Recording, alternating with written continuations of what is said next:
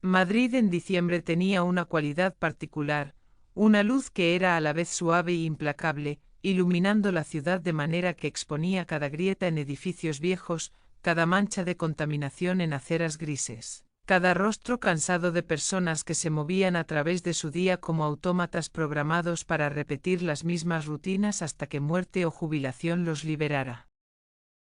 Eran las 10 de la mañana de un martes, 2 semanas exactas desde que Mónica Reyes había sido arrestada, desde que el consejo había caído, desde que Ángela López había recibido una llamada de una voz distorsionada que se identificó solo como M y prometió consecuencias que vendrían eventualmente, cuando el momento fuera correcto, cuando Ángela bajara su guardia. 14 días. 336 horas. 20.160 minutos. Ángela había contado cada uno. Estaba sentada ahora en una oficina pequeña en el tercer piso de un edificio en Malasaña, no la comisaría, sino un edificio civil que albergaba servicios de salud mental para oficiales de policía. Un lugar donde paredes estaban pintadas en tonos calmantes de beige y azul pálido que se suponía reducían ansiedad, pero que en realidad solo hacían que todo pareciera descolorido y triste. La oficina pertenecía a la doctora Carmen Ruiz, psicóloga de 40 y tantos años con cabello castaño claro cortado en bob práctico, gafas con montura plateada, suéter de lana gris sobre blusa blanca, falda hasta la rodilla, zapatos planos que no hacían ruido cuando caminaba.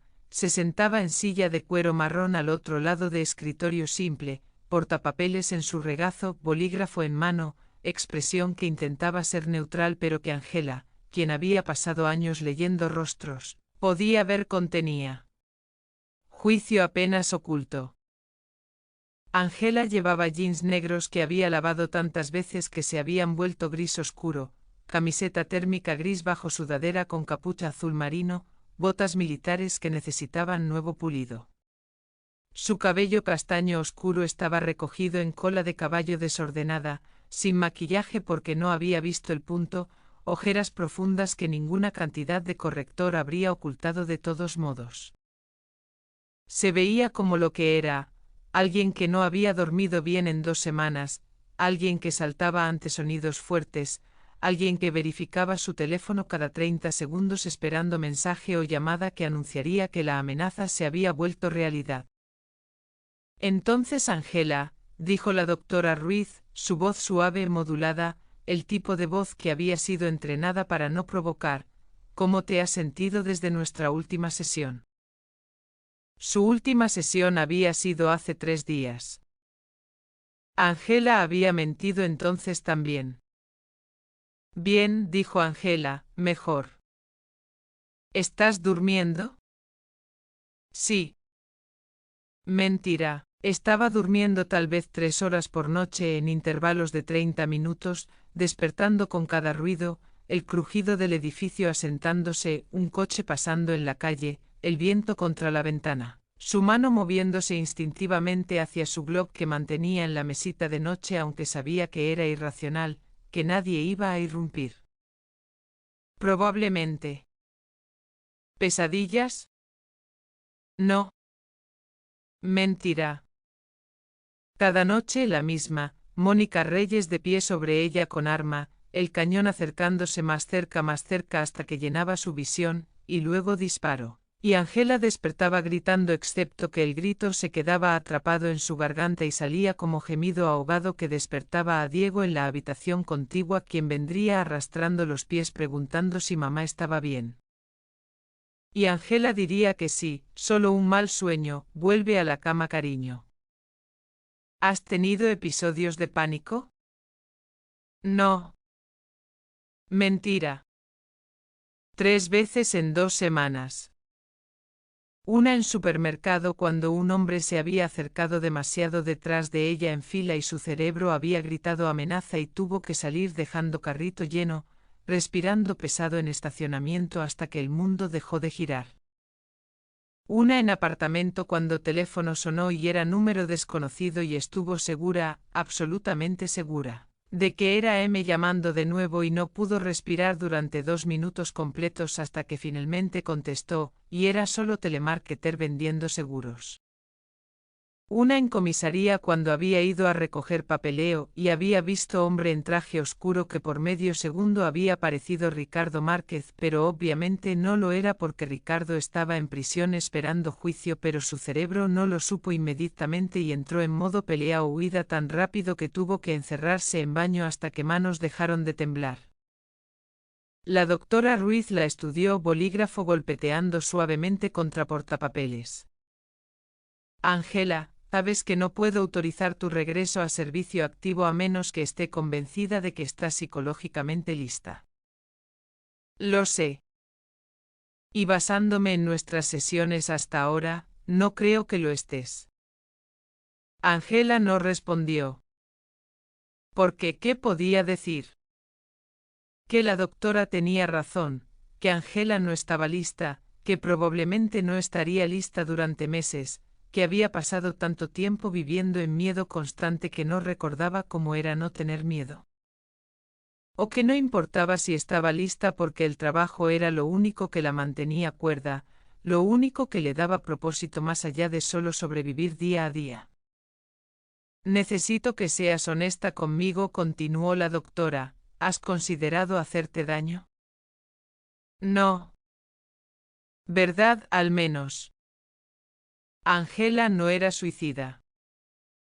Pero había momentos en medio de la noche cuando todo estaba quieto y sus pensamientos se volvían demasiado ruidosos, cuando se preguntaba si sería más fácil simplemente rendirse, dejar de pelear, aceptar que M eventualmente ganaría porque gente como M siempre ganaba. Pero luego pensaba en Diego y Mateo durmiendo en la habitación contigua, en cómo la necesitaban, en cómo no podía dejarlos huérfanos.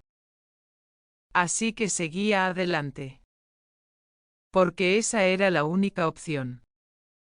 La sesión continuó durante otros 30 minutos, preguntas estándar sobre estado de ánimo, sobre mecanismos de afrontamiento, sobre sistemas de apoyo, y Ángela dio respuestas estándar que eran suficientemente verdaderas para ser creíbles pero lo suficientemente falsas para ocultar cuán roto se sentía realmente.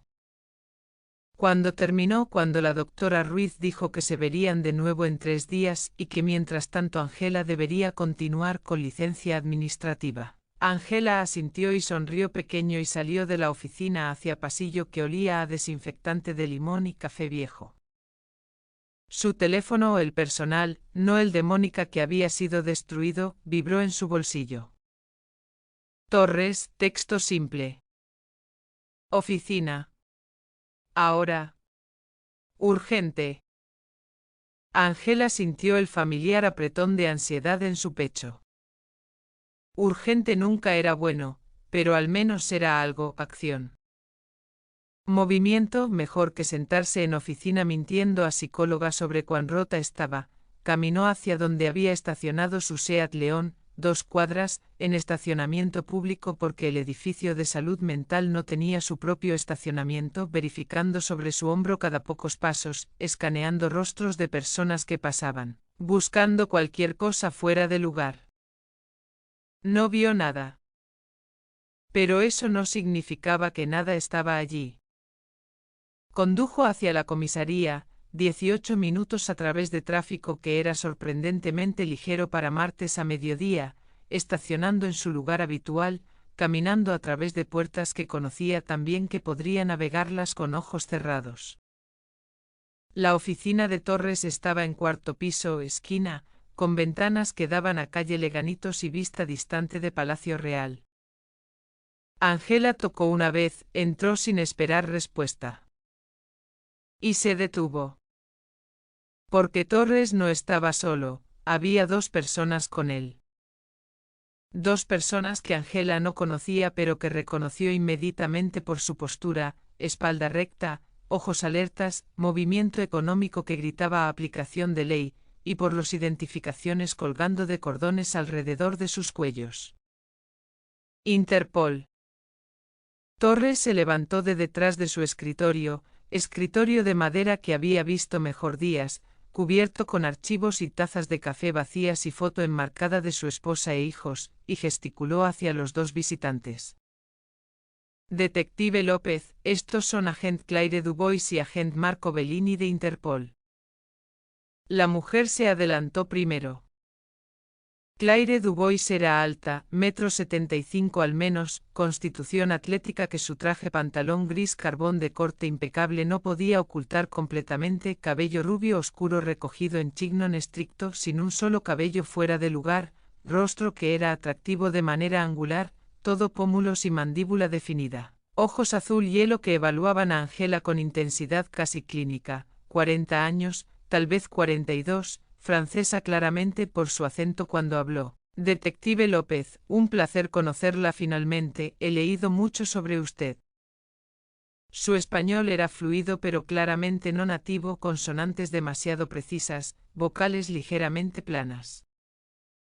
Angela le estrechó la mano, agarre firme profesional, sin calidez pero sin hostilidad tampoco. El hombre fue siguiente.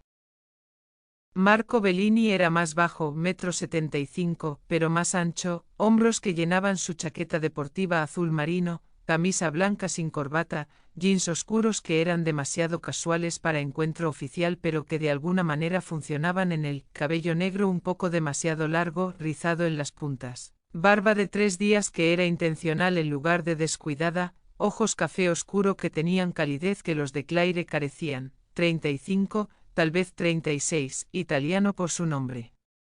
Aunque su español era sorprendentemente bueno, apenas acento detectable. Detective, dijo sonriendo, o debería decir la mujer que derribó a Mónica Reyes, eres leyenda en nuestras oficinas. Angela no supo qué decir a eso. No se sentía como leyenda. Se sentía como persona que había tenido suerte de sobrevivir. Torres gesticuló hacia sillas frente a su escritorio. Siéntense todos. Se sentaron, Claire y Marco lado a lado, Angela enfrente, Torres detrás de su escritorio. Silencio durante 3 segundos que se sintieron como 30. Luego Claire habló. Detective López, ¿está familiarizada con la naturaleza de la organización de Mónica Reyes? Sí, dijo Angela, operó durante 30 años, controlaba crimen en Madrid, tenía conexiones gubernamentales al más alto nivel. Correcto, pero lo que puede no saber es que la organización de Mónica era solo una pieza de algo más grande. Angela sintió algo frío deslizándose por su columna. ¿Más grande cómo? Marco se inclinó hacia adelante. Mónica controlaba España, pero hay operaciones similares en Francia, Italia, Alemania, Portugal, Países Bajos, cada una dirigida por su propia versión de Mónica, y todas coordinadas por una entidad central. Dijo Angela en voz baja. Claire asintió. Sí, hemos estado investigando esta red durante 3 años, pero siempre nos quedamos cortos. Cada vez que nos acercábamos desaparecían, hasta ahora. ¿Hasta ahora? Marco sacó tablet de su mochila, la encendió, deslizó a través de la mesa hacia Angela.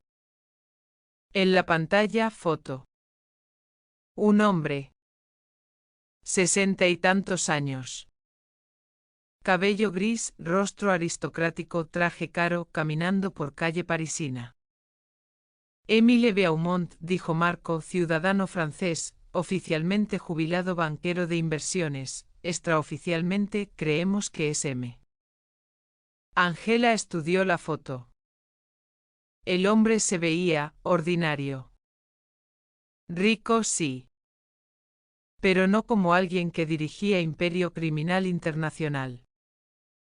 ¿Qué evidencia tienen?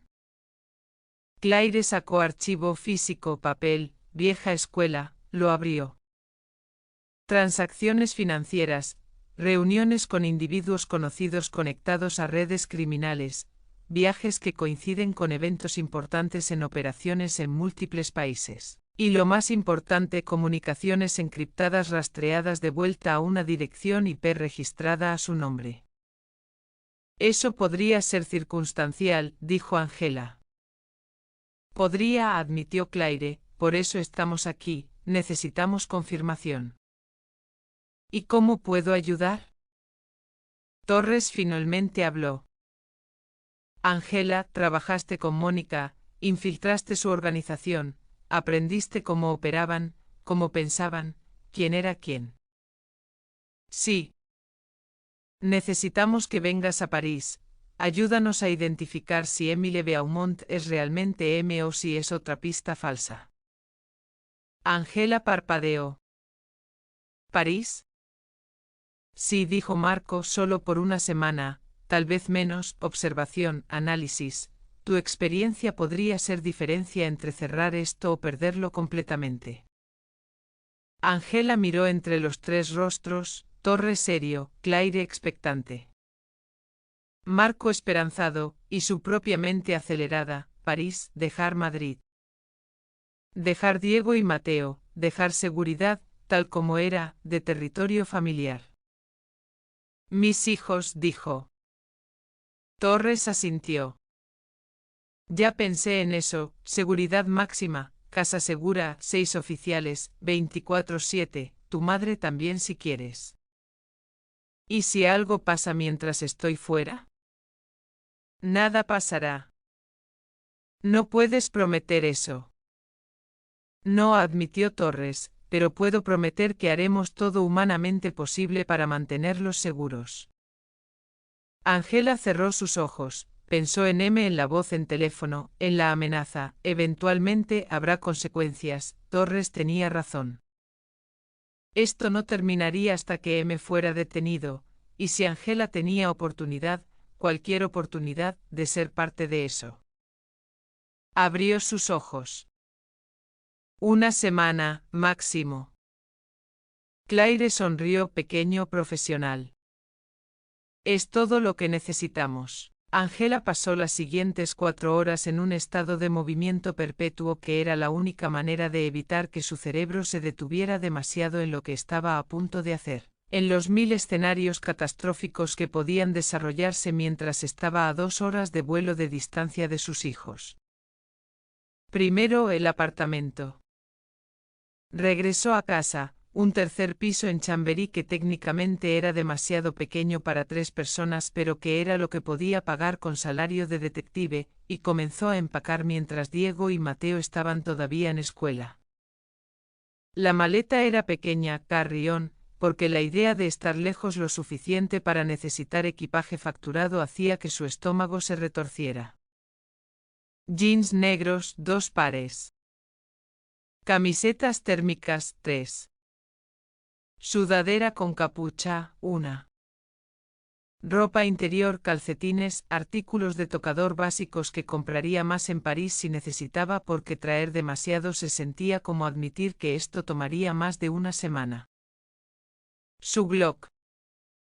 Desarmada, por supuesto, para transporte aéreo, munición en caja separada, todo según regulaciones internacionales para oficiales de ley que viajaban armados.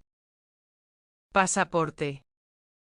Documentos de identificación.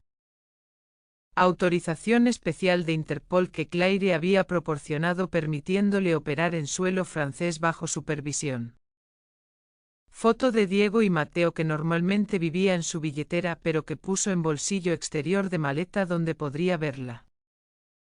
Terminó de empacar justo cuando escuchó llave en cerradura. Su madre, quien había recogido a los niños de escuela como hacía 3 días por semana desde que Angela había vuelto al trabajo después de todo el asunto de Mónica. Mercedes López tenía 68 años, cabello completamente gris que teñía de castaño claro cada 6 semanas, constitución delgada que se había vuelto más delgada en años recientes, rostro que había sido hermoso una vez y que todavía tenía trazos de esa belleza en estructura ósea fuerte y ojos marrones cálidos que eran exactamente del mismo tono que los de Angela.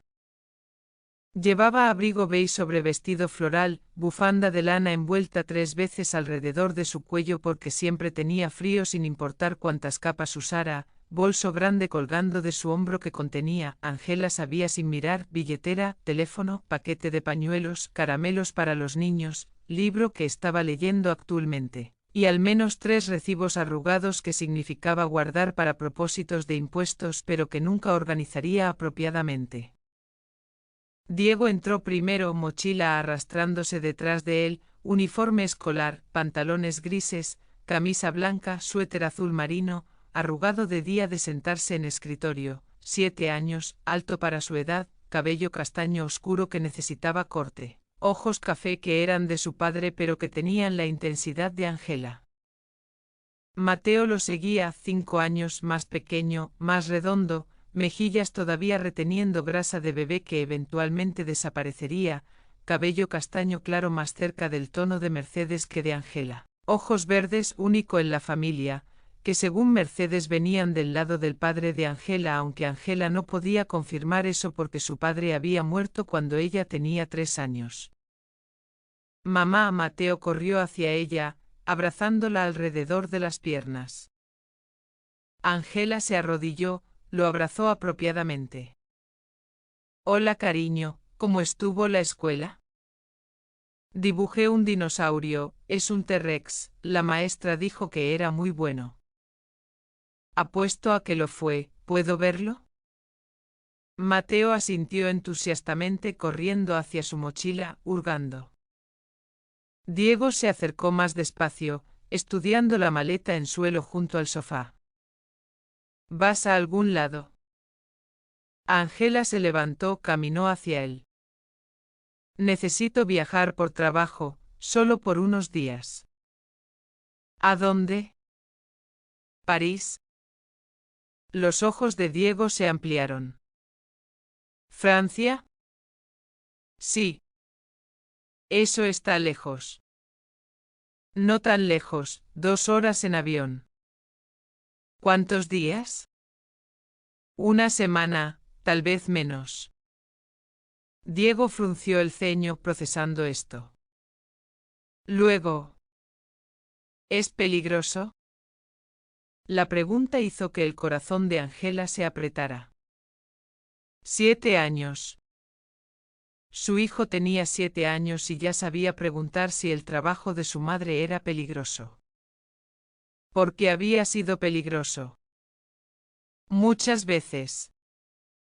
Y Diego había visto el resultado, mamá viniendo a casa con moretones, con vendajes, con esa mirada en sus ojos que decía que algo malo había pasado pero que no hablaría de ello. Ángela se arrodilló de nuevo, puso sus manos en los hombros de Diego. No mintió, no es peligroso, solo necesito ayudar con algo, investigación, nada de acción. Diego no pareció convencido. Pero, ¿volverás? Por supuesto que volveré, te lo prometo. ¿Lo prometes, prometes? Lo prometo, prometo. Diego la estudió durante largo momento, luego asintió. Está bien, pero tienes que llamarnos cada día. Lo haré. ¿Y traernos algo de París? Ángela sonrió. ¿Qué quieres? Un libro en francés, para que pueda aprenderlo. Por supuesto que su hijo de 7 años querría un libro educativo. Trato, ¿y Mateo? Mateo, quien había estado buscando su dibujo, levantó la vista. Quiero un croissant. Los croissants no viajan bien, cariño. ¿Qué tal un juguete? Un dinosaurio francés. Ángela no estaba segura de que hacía francés a un dinosaurio, pero asintió de todos modos. Un dinosaurio francés, entendido.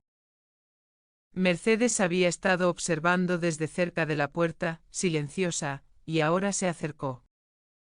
Ángela, ¿podemos hablar en la cocina?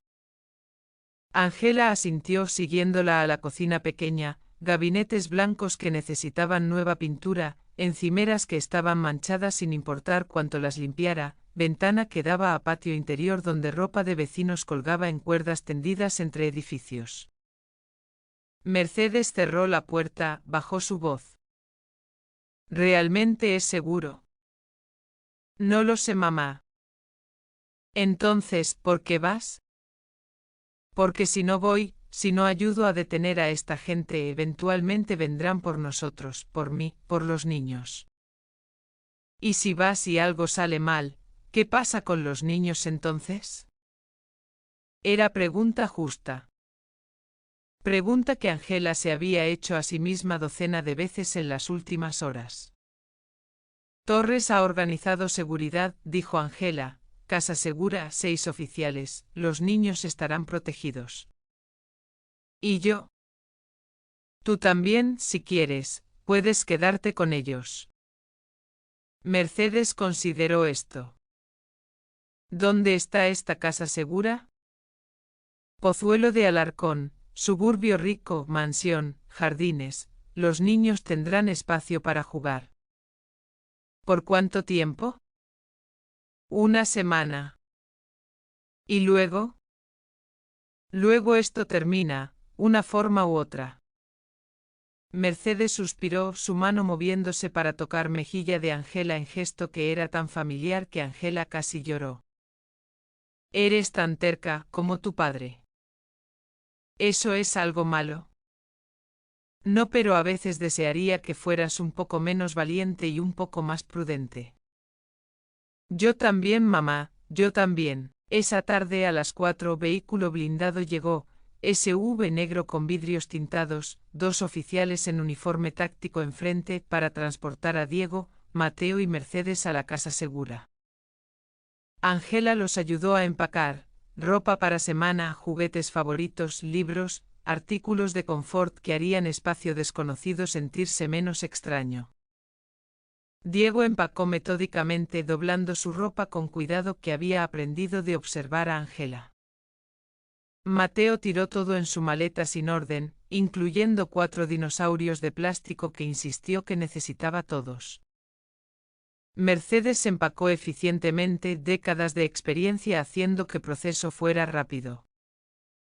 Cuando estuvo hecho, cuando maletas estaban en SUV, cuando era hora de irse, Angela abrazó a ambos niños tan fuerte que Mateo se quejó que lo estaba aplastando. Sean buenos, dijo, escuchen a abuela, y recuerden, los llamaré cada noche antes de dormir. ¿Lo prometes, prometes? Preguntó Diego. Lo prometo, prometo.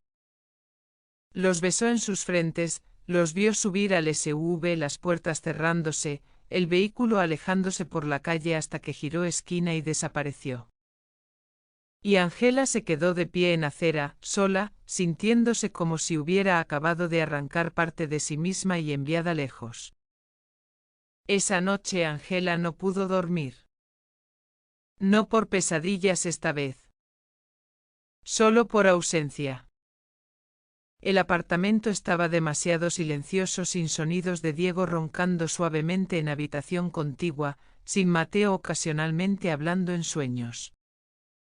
Se quedó despierta hasta las 2 de la mañana, revisando equipo, verificando documentos, haciendo lista mental de todo lo que podría salir mal y cómo lo manejaría.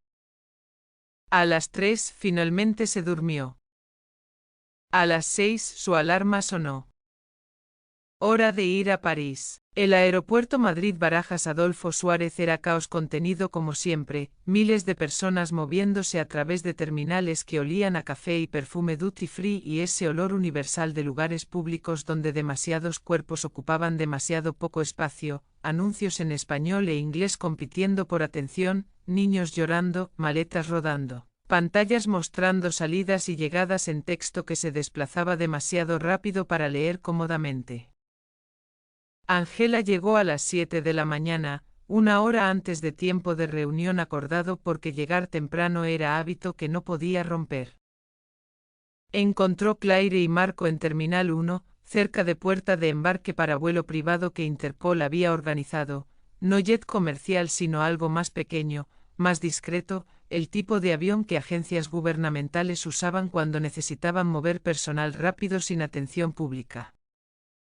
Claire llevaba lo que parecía ser exactamente el mismo traje pantalón gris que había usado ayer, o tal vez tenía 5 idénticos en su armario, cabello todavía en ese chignon perfecto que probablemente dormía sin desarreglar. Marco era más casual, jeans oscuros, chaqueta de cuero marrón sobre camiseta negra, mochila sobre un hombro, aspecto de alguien que iba de vacaciones en lugar de operación de aplicación de ley internacional. Detective López, Claire asintió en saludo puntual, aprecio eso. Solo Angela está bien. Angela entonces, ¿lista? Tanto como puedo estar. Marco sonrió. No te preocupes, París es hermoso esta época del año, bueno, llueve mucho pero hermoso de todos modos.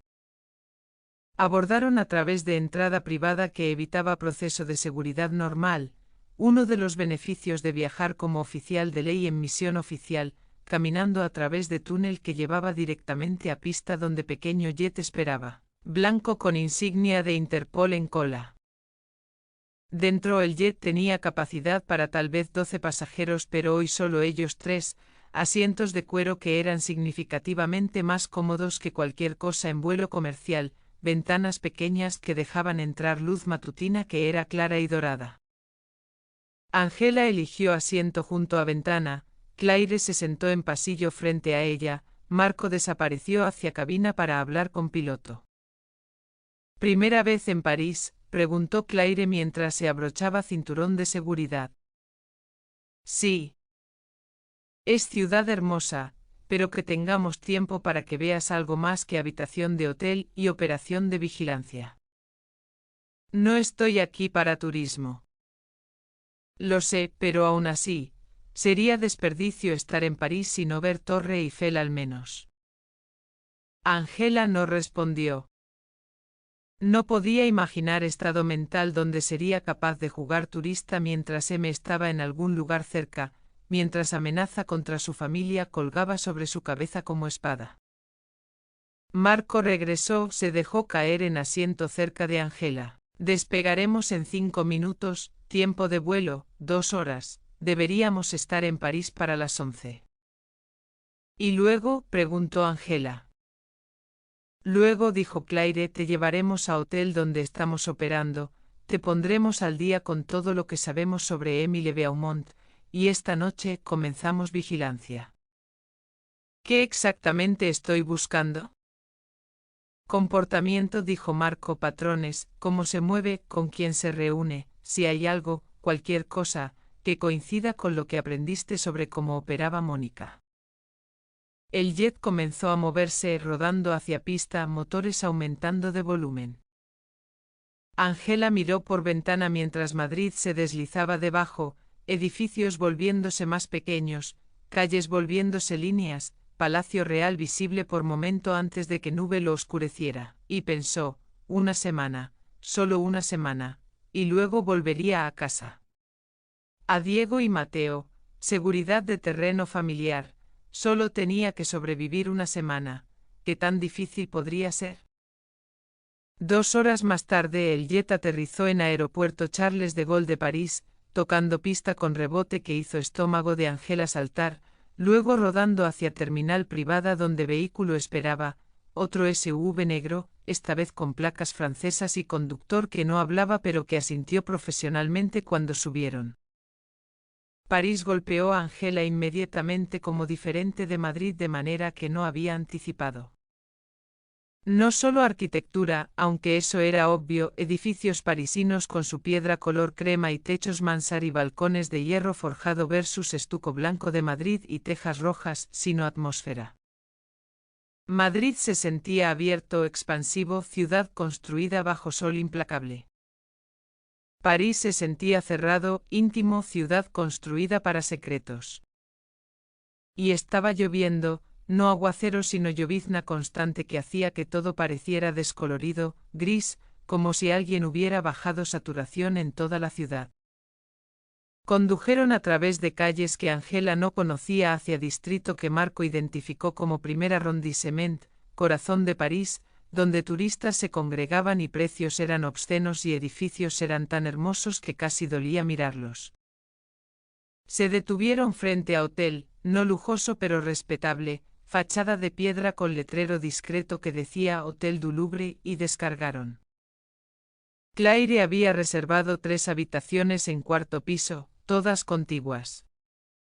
La habitación de Angela era pequeña, cama doble con edredón blanco, escritorio, silla, ventana que daba a calle estrecha donde gente caminaba con paraguas, pero limpia y silenciosa, y eso era todo lo que importaba. Dejó su maleta, se lavó cara en baño minúsculo, se cambió a ropa fresca. Luego tocaron en su puerta. Claire y Marco. Hora de trabajar, dijo Claire. La sala de operaciones no estaba en hotel sino 3 edificios más allá, en apartamento que Interpol había alquilado específicamente para esta misión. Tercer piso, espacio de planta abierta que había sido vaciado de todo excepto lo esencial: mesas, sillas, computadoras, equipo de vigilancia. 2 agentes franceses ya estaban allí, joven hombre y mujer, ambos en ropa casual, auriculares puestos, monitoreando pantallas. Claire presentó a agent Luc Martin y agent Sophie Rousseau, pero Angela olvidó sus nombres inmediatamente porque su atención fue capturada por pantallas. 6 de ellas. Todas mostrando vistas diferentes del mismo edificio. Hotel. Lujoso. Le Meurice. Ahí es donde se aloja Beaumont, dijo Marco señalando. Ha estado allí durante 2 semanas. Suite en 7º piso, vista del jardín de las Tullerías. ¿Observación constante? 24/7. Tenemos cámaras en entrada principal, entrada lateral, lobby, elevadores y calle fuera de su ventana. ¿Y su rutina? Claire abrió laptop, sacó archivo. Predecible, sale cada mañana a las 9, desayuna en Café de la Paix, 2 cuadras, luego pasea por Tullerías, almuerza en restaurante diferente cada día pero siempre dentro de radio de 2 kilómetros, tarde en su habitación, trabajando supuestamente aunque no sabemos en qué, cena a las 8 generalmente solo, de vuelta a hotel a las 10. ¿Reuniones? Ninguna que hayamos observado, lo cual es extraño para alguien que supuestamente dirige red criminal internacional. Llamadas telefónicas. Usa móvil con encriptación militar, no podemos interceptar. Angela estudió las pantallas. Puedo ver vídeo de él moviéndose, interactuando con personas. Marco jugó con teclado. Una de las pantallas cambió mostrando grabación de ayer. Émile Beaumont saliendo de Le Meurice. Hombre mayor, tal vez 65, cabello gris cuidadosamente peinado, rostro aristocrático con líneas de edad, traje caro, azul marino, probablemente italiano por el corte, camisa blanca sin corbata. Caminaba con bastón, madera oscura con mango plateado, no apoyándose pesadamente sino usándolo para estabilidad, su paso lento pero constante. Se detuvo para hablar con portero, sonrió, asintió, continuó. Angela lo observó durante 5 minutos mientras caminaba hacia café, se sentaba, ordenaba, comía, leía periódico. Y sintió, nada. Ningún reconocimiento. Ninguna sensación de que este era hombre conectado a Mónica. ¿Pensamientos?, preguntó Claire. No estoy segura, admitió Angela, él no se ajusta a perfil. Mónica era poderosa, intimidante, este hombre se ve frágil. La gente mayor puede engañar. Tal vez puedo verlo interactuando con alguien, personal de hotel, meseros. Marco adelantó a través de grabaciones, encontró clip de Beaumont hablando con mesero en restaurante. Angela observó lenguaje corporal. Beaumont era educado, paciente, propina generosamente a juzgar por reacción de mesero. No había arrogancia. Sin sentido de superioridad. Solo, anciano siendo amable. ¿Esto es realmente M?, preguntó Angela. Claire y Marco intercambiaron mirada. Es nuestra mejor pista, dijo Claire, pero tienes razón, algo no encaja, por eso te necesitamos, observación fresca, instintos de alguien que vivió dentro de organización. Angela asintió. ¿Cuándo comenzamos vigilancia activa? Esta noche, dijo Marco, cena. Beaumont reservó mesa en restaurante en Marais. Estaremos cerca, observando. Está bien. Angela pasó el resto de la tarde revisando archivos, todo lo que Interpol tenía sobre Beaumont, sobre Red Europea, sobre conexiones conocidas. El restaurante se llamaba L.A. Louis, ubicado en una calle lateral estrecha en el Marais que olía a mantequilla derretida y ajo asado y ese aroma particular de París que Angela no podía identificar pero que era completamente distinto a Madrid. Algo sobre piedra vieja y río y siglos de historia absorbidos en cada edificio.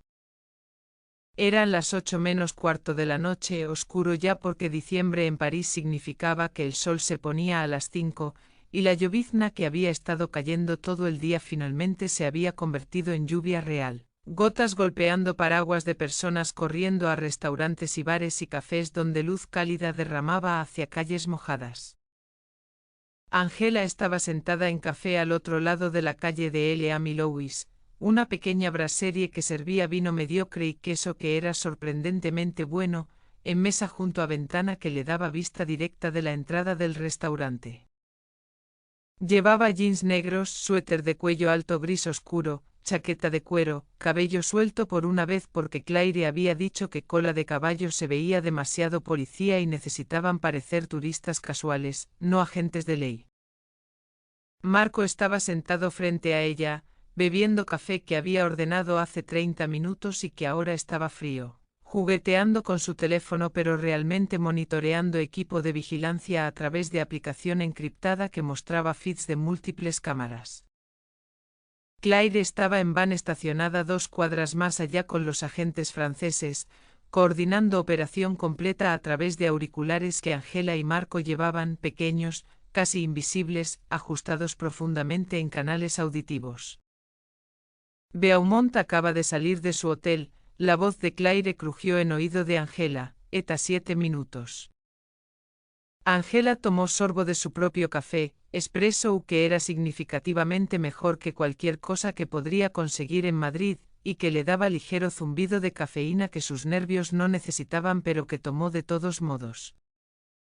¿Está solo?, preguntó Marco en voz baja, fingiendo hablar con Angela pero realmente hablando con Claire a través de micrófono oculto en su collar. Afirmativo, respondió Claire, sin escolta visible, misma rutina que siempre. Angela observó la calle, gente pasaba, parejas tomadas de la mano, grupos de amigos riendo, ocasional solitario caminando rápido con cabeza baja contra lluvia. Normal. Ordinario. Ninguno de ellos sabía qué operación internacional de aplicación de ley estaba desarrollándose a su alrededor. A las 8 menos 3, taxi negro se detuvo frente a L.A. Louis. Eso es él, dijo Claire. La puerta trasera del taxi se abrió. Émile Beaumont salió. Llevaba abrigo de lana gris sobre traje oscuro, bufanda envuelta alrededor de su cuello, su bastón en mano derecha, moviéndose lentamente pero con dignidad mientras pagaba al conductor y caminaba hacia entrada del restaurante. Angela lo estudió a través de ventana. 60 y tantos. Cabello gris plateado perfectamente peinado incluso bajo lluvia. Rostro que era aristocrático, pómulos altos, nariz recta, mandíbula que había sido fuerte una vez pero que ahora estaba comenzando a aflojarse con edad. Cuerpo delgado, casi frágil, encorvado ligeramente hacia adelante como si cargar su propio peso requiriera esfuerzo. No se veía como hombre que había construido imperio criminal. Se veía como profesor jubilado o tal vez doctor, alguien que había pasado vida en profesión respetable y que ahora disfrutaba años dorados en comodidad moderada. Beaumont desapareció dentro del restaurante. Sophie, dijo Claire, activa cámara interior. Una de las pantallas en teléfono de Marco cambió, mostrando vista interior de L.A.M. Lewis, comedor pequeño e íntimo con tal vez 20 mesas, iluminación tenue, decoración que era deliberadamente anticuada, paredes cubiertas con espejos antiguos y fotografías en blanco y negro de París en los años 50. Beaumont fue saludado por Maitre de hombre de 50 años en traje negro que claramente lo conocía porque sonrió cálidamente y gesticuló hacia mesa en esquina, mejor mesa en restaurante, lejos de puerta y cocina. Beaumont se sentó, aceptó menú, ordenó vino, tinto, a juzgar por gesto que hizo al sommelier, y luego simplemente esperó. Solo. Leyendo menú. Bebiendo vino cuando llegó. Ninguna llamada telefónica. Sin mensajes de texto.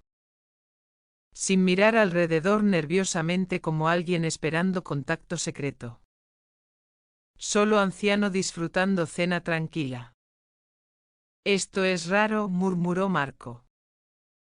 Angela estuvo de acuerdo. Si Beaumont era realmente M, si era cerebro detrás de red criminal internacional, su comportamiento no tenía sentido. Gente como esa no cenaba sola en restaurantes públicos sin seguridad. No seguían rutinas predecibles que los hacían blancos fáciles. No se movían por mundo como si no tuvieran enemigos. Tal vez es realmente solo anciero rico, dijo Angela. Tal vez, la voz de Claire respondió en su oído, pero quédate en posición, observemos toda la cena. La cena duró 2 horas. Beaumont ordenó metódicamente entrante, plato principal, postre, comió despacio, saboreando cada bocado, bebió su vino con moderación. El restaurante llenó a su alrededor, otros comensales llegando en grupos de 2 y 4 y 6, conversación y risa llenando espacio, pero Beaumont permaneció solo en su mesa de esquina, aparentemente contenido con su propia compañía. A las 9:45 pidió la cuenta. Pagó en efectivo billetes grandes que dejó en bandeja sin contar cambio, propina generosa que hizo que Mesero sonriera ampliamente. Se levantó, se puso abrigo, tomó bastón, caminó hacia puerta. Se está moviendo, dijo Claire, prepárense para seguir. Angela y Marco se levantaron, dejaron dinero en su mesa, salieron al frío húmedo de noche parisina. Beaumont ya estaba en la calle, caminando lentamente hacia sur, sin prisa, bastón golpeteando contra pavimento mojado con cada paso. Angela y Marco lo siguieron a distancia de 50 metros, manteniéndose en lado opuesto de calle, fingiendo ser pareja paseando después de cena. Marco puso brazo alrededor de hombros de Angela para vender imagen, y aunque ella sabía que era actuación, contacto físico todavía la puso tensa por momento antes de que forzara músculos a relajarse. Beaumont giró esquina, yendo hacia este ahora, adentrándose en red de calles más estrechas donde edificios se inclinaban unos hacia otros y luz de farolas era más tenue. Claire, murmuró Marco, ¿tienes visual? Negativo, demasiados edificios, te estoy rastreando por GPS, mantén distancia segura. Siguieron. Beaumont continuaba su paso lento, deteniéndose ocasionalmente para mirar escaparate de tienda o para descansar apoyándose en su bastón, sin apuro, sin destino aparente más allá de agradable paseo nocturno. Luego, después de 10 minutos de caminar, giró hacia callejón. Angela sintió su instinto activarse. Callejones en la noche no eran donde ancieros inocentes iban. Marco susurró. Lo veo. Se acercaron a entrada del callejón con cautela.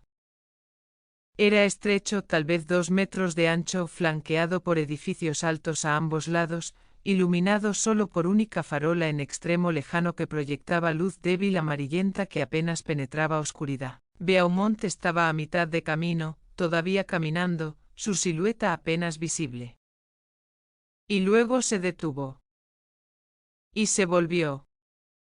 mirando directamente hacia Angela y Marco.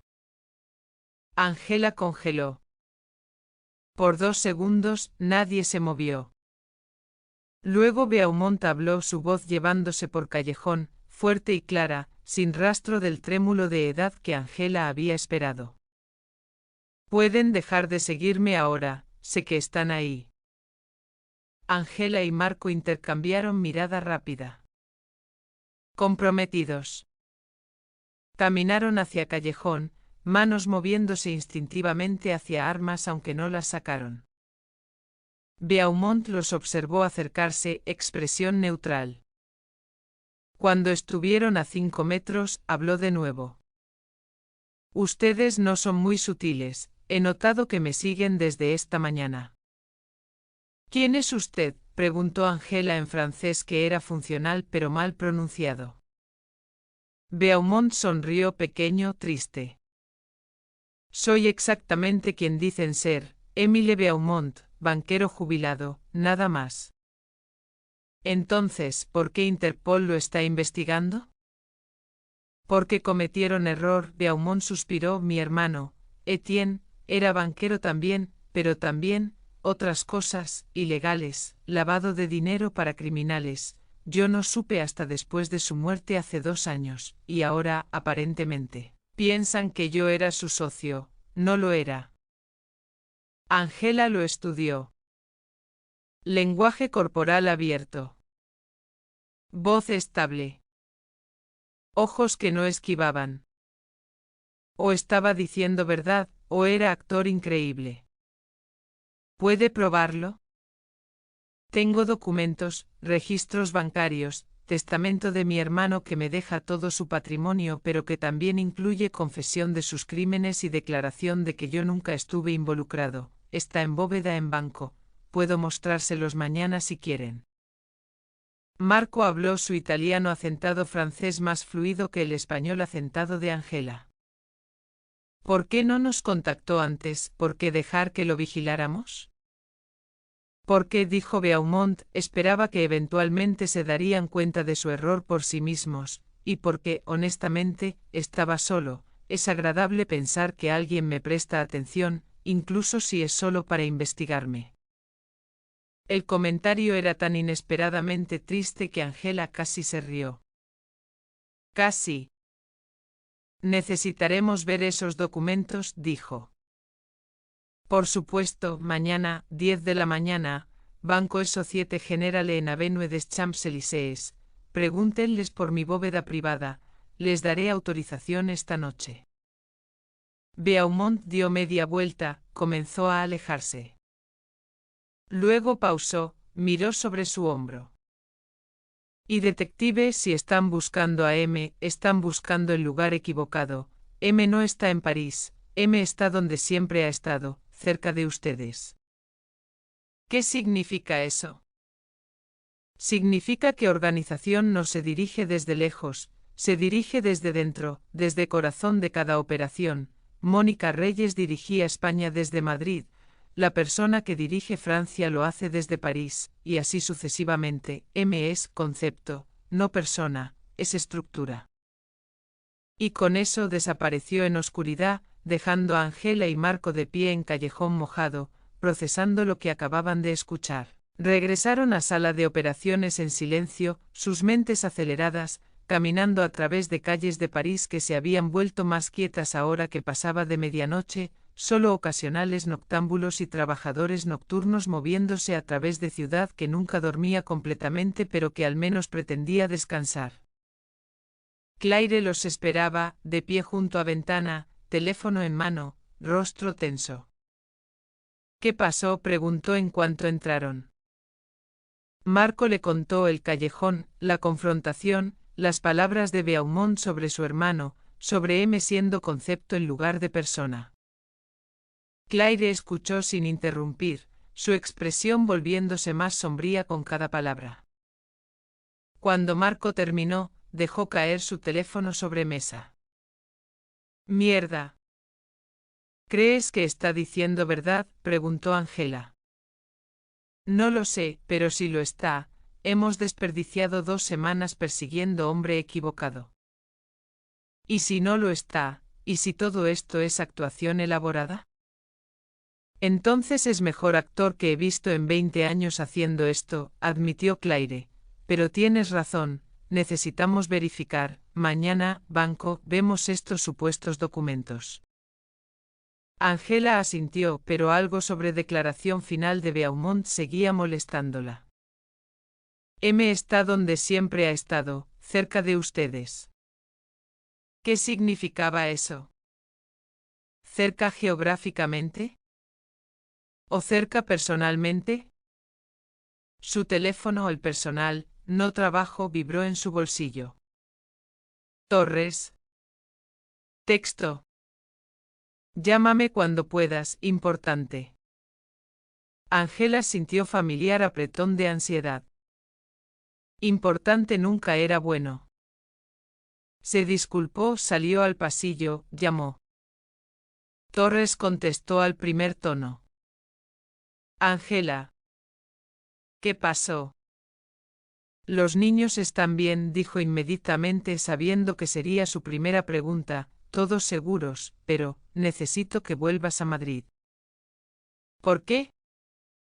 Porque alguien atacó la casa segura. El mundo se inclinó.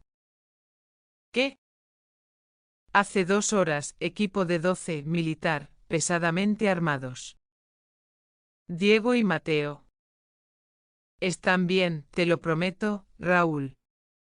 Raúl llegó, 10 minutos antes del ataque, dijo que tenía mal presentimiento, los sacó. ¿Dónde están ahora? No lo sé. ¿Cómo que no lo sabes? Raúl los llevó y desapareció, su teléfono está apagado, no puedo rastrearlo. Angela sintió pánico subiendo, apretando su garganta. Torres. Lo sé, tenemos todos buscando, pero Angela, creo que esto es mensaje, de M te atrajeron a París, para dejarte vulnerable, para atacar lo que más te importa. Necesito volver, ahora. Jet de Interpol puede tenerte aquí en 2 horas, ya hablé con Claire, está aprobado. Bien, estoy saliendo. Colgó, volvió corriendo a sala de operaciones. Claire y Marco la miraron, leyendo pánico en su rostro. ¿Qué? Preguntó Marco. Ataque, casa segura, mis hijos, necesito volver a Madrid, ahora. Claire ya estaba agarrando chaqueta. Jet está listo, vamos. El vuelo de regreso fue pesadilla. 2 horas que se sintieron como 20. Angela no pudo quedarse quieta, paseando por angosto pasillo del jet, verificando teléfono cada 30 segundos aunque sabía que no habría actualizaciones, tratando de llamar a Raúl una y otra vez solo para ser enviada a correo de voz. Claire intentó tranquilizarla. Marco intentó distraerla. Ninguno funcionó. Porque todo lo que Angela podía pensar era: mis hijos están desaparecidos. Raúl los tiene pero nadie sabe dónde. M hizo esto. M me atrajo lejos. Y yo caí en trampa. Cuando finalmente aterrizaron en Madrid, cuando ruedas tocaron pista con golpe que hizo que sus dientes chocaran, Angela estaba levantada y moviéndose antes de que Jet se detuviera completamente. Torres esperaba en pista con convoy, 4S versus 20 oficiales, todos armados hasta los dientes. Angela corrió hacia él. ¿Algo? GPS de Raúl, último señal en Segovia, luego nada. ¿Segovia? ¿Por qué Segovia? No lo sé, pero estamos yendo ahora. Subieron a SV principal, Torres conduciendo, Angela en asiento de pasajero, convoy siguiendo. Condujeron rápido, luces pero sin sirenas, porque sirenas atraían atención y lo último que necesitaban era audiencia pública. 90 kilómetros en 50 minutos. Carreteras vacías porque era pasada medianoche. Segovia apareció, ciudad antigua en colina, acueducto romano iluminado contra cielo nocturno, castillo de alcázar visible en distancia. Y en afueras, en camino de tierra que llevaba a nada, encontraron coche de Raúl, abandonado, puertas abiertas, vacío. Ángela salió antes de que SUV se detuviera completamente, corriendo hacia coche, gritando nombres de sus hijos. Diego, Mateo. Nada. Torres y otros oficiales se dispersaron buscando linternas cortando oscuridad, y fue Ángela quien lo encontró, edificio viejo. Tal vez había sido granja una vez, o almacén, ahora solo ruinas, techo parcialmente colapsado, paredes agrietadas. Puerta colgando de una bisagra. Entró, arma levantada. Diego, Mateo. Y escuchó. ¿Mamá? Voz débil, asustada, pero viva, Ángela corrió, habitación trasera. Y allí estaban. Diego y Mateo sentados en piso, abrazándose, cubiertos con manta vieja, mejillas manchadas de lágrimas, pero vivos, intactos. Ángela cayó de rodillas, los tiró hacia ella, abrazándolos tan fuerte que no podía respirar, pero no le importaba. Están bien, están bien, están bien, repetía como mantra. Mamá, sollozó Diego. Raúl. Raúl está herido. Ángela congeló. ¿Dónde? Diego señaló. Habitación contigua. Ángela soltó a los niños, solo por segundo, solo suficiente para verificar, corrió hacia puerta. Y encontró a Raúl, tirado en piso. Charco de sangre debajo de él. 2 heridas de bala en pecho. Pero ojos abiertos, consciente apenas. Raúl, Ángela cayó junto a él, presionando manos contra heridas, intentando detener sangrado que ya había empapado su camisa, el piso, todo. Ángela, su voz apenas susurró, los mantuve, a salvo. Lo sé, hiciste bien, ayuda viene, solo quédate conmigo. Hay algo que necesitas saber. Puedes decirme después, cuando estés estable. No ahora, tosió, sangre burbujeando en sus labios. M no es hombre. ¿Qué? Es mujer, y ella no está lejos, está. Tosió de nuevo más violentamente. Torres irrumpió con paramédicos. Empujaron a Ángela lejos, comenzaron trabajando en Raúl, y versus, compresión de heridas, preparándolo para transporte. Ángela se volvió hacia pared. Y vio. Escrito en sangre de Raúl. Letras temblorosas pero legibles. Mensaje que había dejado antes de colapsar. Una letra. M. Y debajo en escritura apenas legible. Él no es un hombre. Ángela lo miró. M era mujer. No hombre. Todo este tiempo habían estado buscando mal. Su teléfono sonó. Número desconocido. Contestó. Voz femenina, distorsionada electrónicamente pero definitivamente mujer. Hola Ángela. Raúl era inteligente, pero demasiado tarde, el juego acaba de comenzar, y tú ya perdiste. La línea murió. Ángela se quedó de pie allí, teléfono en mano, mientras paramédicos se llevaban a Raúl en camilla, mientras Torres consolaba a Diego y Mateo, mientras mundo giraba a su alrededor. M era mujer, cerca de ellos, siempre había estado cerca. Y Ángela no tenía idea de quién era.